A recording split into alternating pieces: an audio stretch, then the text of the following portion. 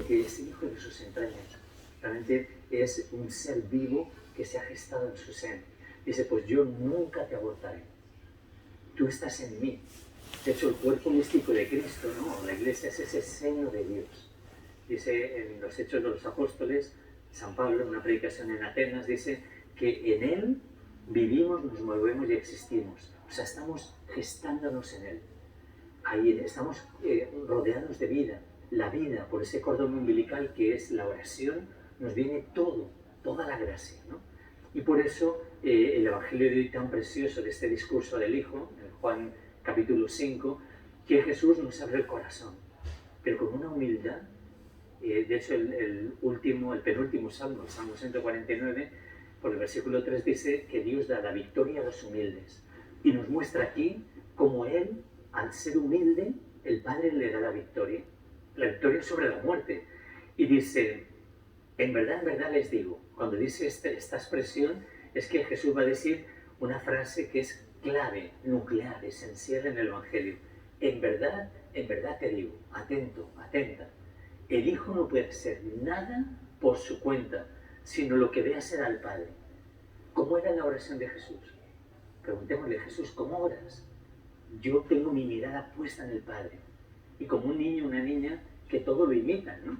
Yo conocí hasta una familia que la niña empezaba a cojear, el papá caminaba un poco cojito, ¿no? Tuvo una enfermedad y entonces se caminaba así cojeando. Y la niña estaba imitándole. O sea, los niños imitan todo. Hasta los... yo me acuerdo también, hace muchos años, que yo era maestro de novicios, de los muchachos que empezaban a formarse como misioneros. Y me acuerdo la primera vez que reunimos a las familias, yo había familias que no conocía.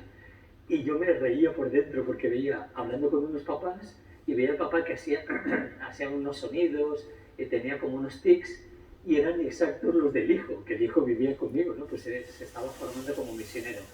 Y hablando con los papás, ahí entendí perfectamente mucho de los hijos, porque es que nosotros lo agarramos todo, ¿no? Los hijos mimetizan lo que viven con los papás, ¿no?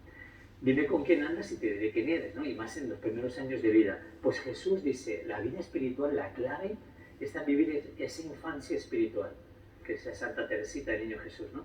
Esa infancia espiritual de que se pone en las manos del Padre y va captando todo lo del Padre y se va grabando. Y uno sin darse cuenta lo reproduce. Por eso Jesús dice, yo no puedo hacer nada sin el Padre. Yo he querido no poder nada sin la oración. La oración es vital, es de vida o muerte. O sea, no es una actividad más.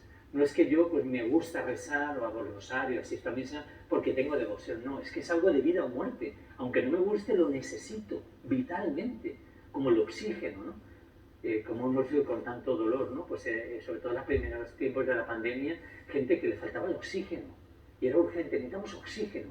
Bueno, pues Cristo, la oración, es más vital que el oxígeno para respirar. Y Jesús puede decir aquí, yo no puedo vivir sin el Padre, sin ese oxígeno, sin respirar su aliento, sin alimentarme de Él, sin ver su rostro. Ojalá que dijéramos eso. Y por eso la conversión en Cuaresma es sobre todo a esa calidad de oración. Ya no valen rezos, y está muy bien si el rezo lo hago con devoción y con amor. Yo necesito una oración que me transforme y que transforme el mundo. Y la oración que transforma el mundo viene de la escucha, que es un paso más profundo que el rezo. Dios quiere que yo me exprese, y me desahogo. Y eso me ayuda mucho y eso me hace descansar en Dios. Pero lo más importante viene luego, que es lo que Él me dice, lo que Él me entrega, la vida que Él me da. Y por eso dice aquí, ha llegado la hora en que quien escuche la voz del Hijo de Dios resucitará, pasará de la muerte a la vida. ¿Tú escuchas la voz? Escuchas significa acoges al Hijo, que es la palabra hecha carne. Al final de la Eucaristía decimos, una palabra tuya bastará para sanarme, pero es que basta para levantar un mundo, resucitarlo, ¿no? Y poder realmente vivir lo que dice el libro de Isaías, ¿no? Dice, en aquel tiempo, porque el pueblo estaba en el exilio, o sea, realmente fue durísimo, es como todo esto que estamos viendo tan duro, ¿no? Y hay que seguir pidiendo por Ucrania, todos los lugares de violencia, y la gente que tiene que emigrar porque huye de la guerra, del hambre, de la injusticia, ¿no? La gente que sigue huyendo de Venezuela, de tantos lugares, ¿no? porque no hay condiciones dignas. Bueno, pues el pueblo estaba en el exilio, también fruto de la guerra, de la violencia, el pueblo de Israel. Y Dios le dice, convertiré mis montes en caminos, vendrán de lejos, romperán a cantar, porque Dios se consuela a mi pueblo y se compadece de los desamparados. Y entonces el pueblo decía, no, Dios me ha abandonado. O sea, cuando vivimos situaciones duras, la vida que nos da de esos golpes muy duros, ¿no? Pensamos que Dios nos ha abandonado, que nos ha olvidado. Y Dios nos dice, y vamos a escuchar y acabamos con estas palabras que nos hablan al corazón. Pero ¿puede acaso olvidar una madre al niño que amamanta? ¿No tener compasión del hijo de sus entrañas? Pues aunque ella se olvidara, yo no te olvidaré jamás. Yo no te olvido. Así sea.